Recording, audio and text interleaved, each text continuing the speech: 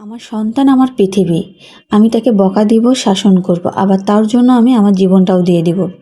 কিন্তু আমার সন্তানের দিকে কেউ বাঁকা চোখে তাকালে তাকে আমি কখনোই ক্ষমা করব না। হোক সে আমার স্বামী, হোক বা সে আমার মা, হোক যে কেউ, তাকে আমি কখনোই ক্ষমা করব না। হ্যালো এভরিওয়ান, আসসালামু আলাইকুম। কেমন আছেন সবাই? আশা করি আল্লাহর রহমতে সবাই অনেক ভালো আছেন। সকাল থেকে ব্লগটা শুরু করলাম। দুপুরে রান্নাবান্না সেরে নিয়েছি। ইজানকে নিয়ে আজকে একটু সেলুনে যাব। এই জন্য সকাল সকাল হাতের কাজগুলো সেরে নিয়ে ইজানকে আমি এখন একটু ভাত খাওয়াই দিব। আর আজকে হচ্ছে ইজানের জন্য আমি একটু মসুর ডাল দিয়ে সবজি রান্না করে নিছি। আর ইজানকে আমি কোনোভাবে ডিম খাওয়াতে পারি না, এই জন্য ভাবলাম আজকে একটু ডিম পোস্ট করে দিই, দেখি ও খাই কিনা। সবাই মাশাআল্লাহ বলবেন। ইজান কিন্তু নিজে হাতে একটা ভাত মুখে দিছে। আর ইজানকে কিন্তু আমি আমার বিবাহিত জীবনে 17 বছর পরে পেয়েছি।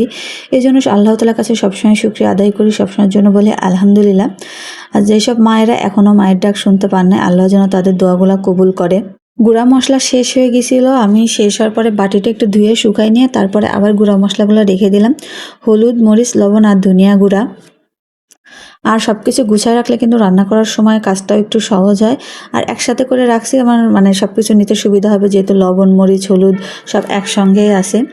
যেহেতু আমি ইজানকে নিয়ে একটু সেলুনে যাবো, এই জন্য ভাবলাম যাওয়ার আগে একটু তরমুজ কেটে খাই। আর একটু দেরি করে বের হচ্ছি।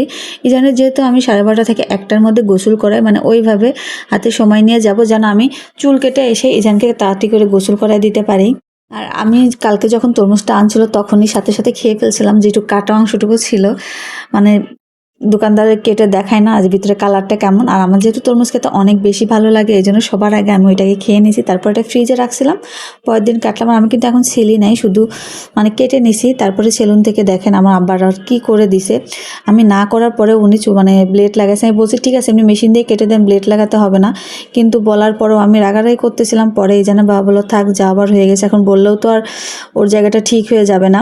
সবাই আমার বাবাটার জন্য দোয়া করবেন। আমার বাবাটা অনেক কষ্ট পাইছে। আর আজকের মতন আমার এই ছোট্ট ব্লগটা এখানেই শেষ করছি। আল্লাহ হাফেজ, আসসালামু আলাইকুম।